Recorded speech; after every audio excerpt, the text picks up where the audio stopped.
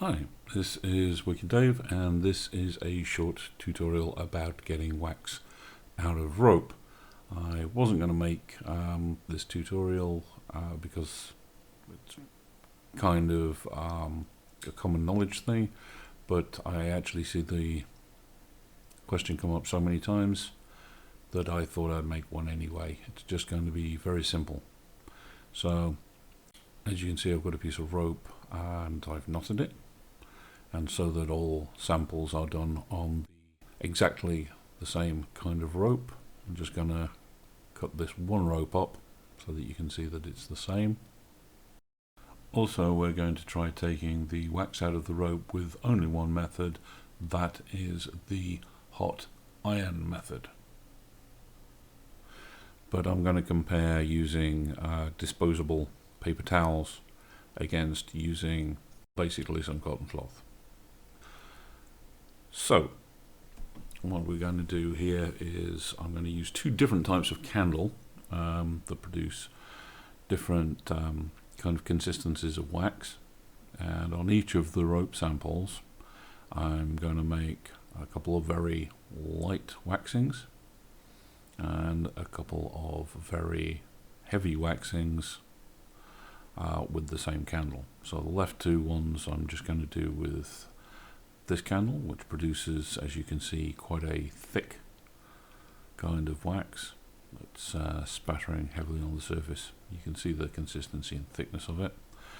So the first ones were just a very light waxing, as if you'd got some incidental drips on the rope, and this one I'm going to build up the wax a lot more, as if it's a heavy waxing that you're really concentrating the wax a lot more, and the rope will be pretty much sitting in a pool of wax by the time that we've finished with this. So there we go, we're getting nearly done with the first candle.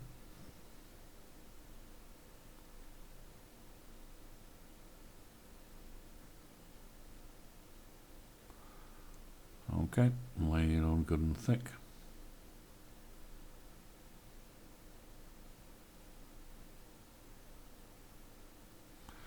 Okay.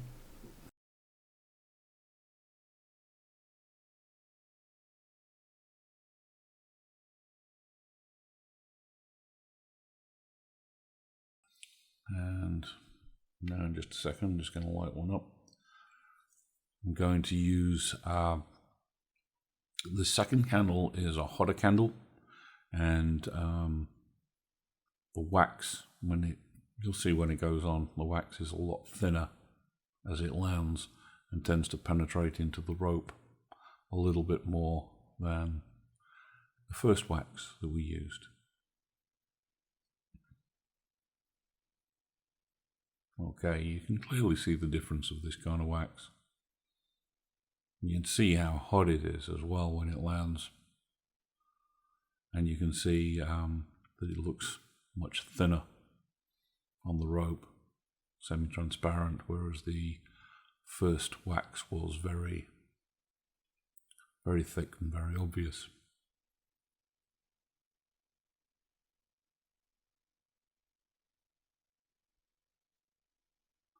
One of the things you're going to find when we do start taking the wax off the rope is that no matter how much of the wax you take off, you always end up with some marking on the rope.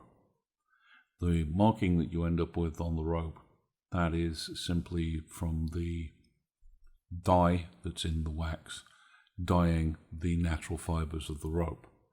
And regardless of how much of the wax you get out, you're still going to have some marking behind, because even if there's no wax left, the effect of the dyeing has gone into the rope.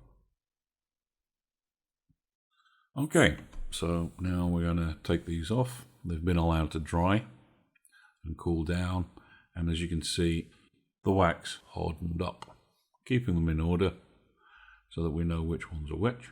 We'll put the hot wax ones off to the right as you're looking at it, and the other ones to the left. I've put a bit of paper onto the stool so that nothing we do is affected by any of the wax that was left behind.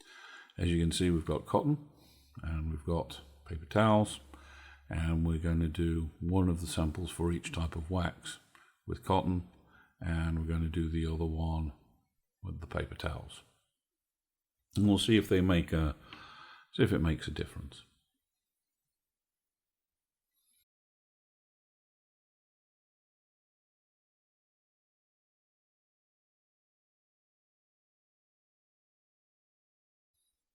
Okay.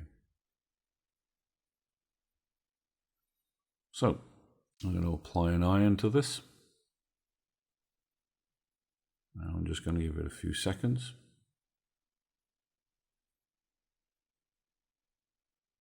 This iron, by the way, keeps steaming no matter what you do. It should be turned off, but it's just going to keep steaming. And applying it to the second sample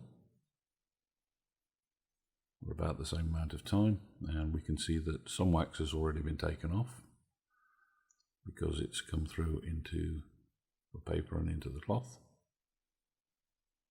That's looking pretty good. It's already lifted some up, obviously only off the surface where we've applied the iron. It hasn't taken too much off the sides.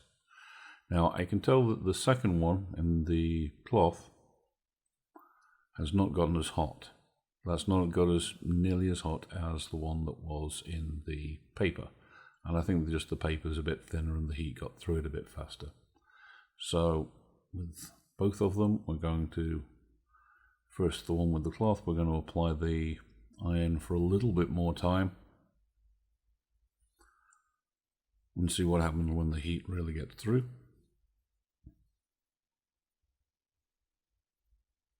There we go, and we can see it's drawn a lot more of the wax out into the cloth. You can see how much the splodges of wax have grown.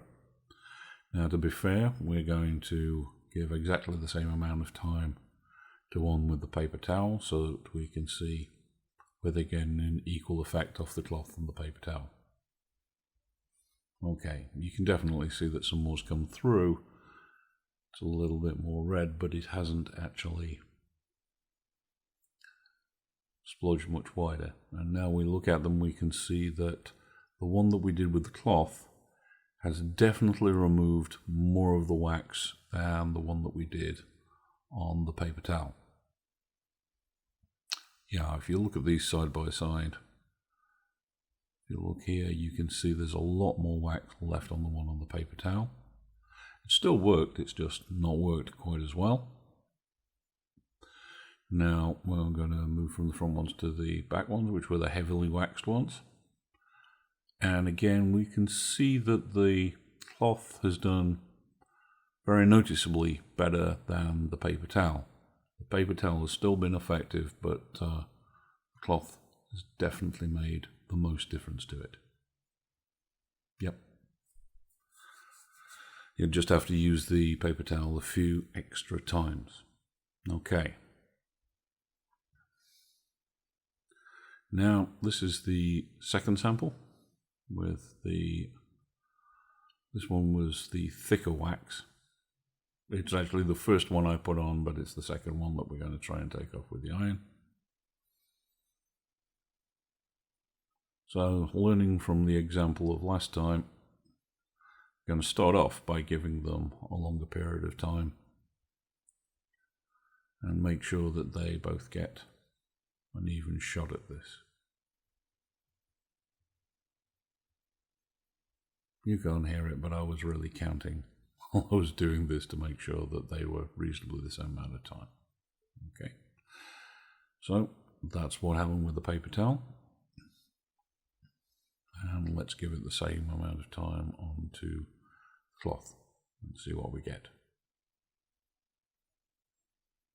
The iron steaming away there.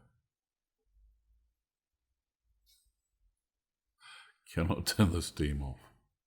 Okay, let's see what result we got. There we go. And again, it's visibly noticeable that the cloth did better than the paper towel. That's not to say that the paper towel doesn't work. You just have to do it more times. Yeah, we're focusing on that. You can see on the top edge that there's a lot more of the wax out of it. It looks more clear.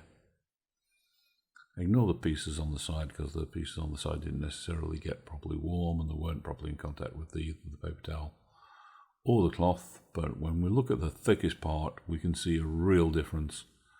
Again, using just cotton cloth worked a lot better than the paper towel.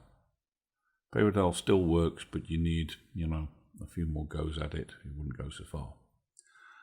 Okay, so let's look at all of our samples against each other. Again, we can clearly see that out of each of those samples, the one on the right is the one that was done with the cloth. The one on the left is the one that was done with the paper towel. All of it works, but the one with the cloth works the best. The best explanation I can come up with for this is the fact that cloth has a larger, more porous construction, and it draws the wax into it with a better capillary action than the paper towels, which have a very small pores in them. So there you go.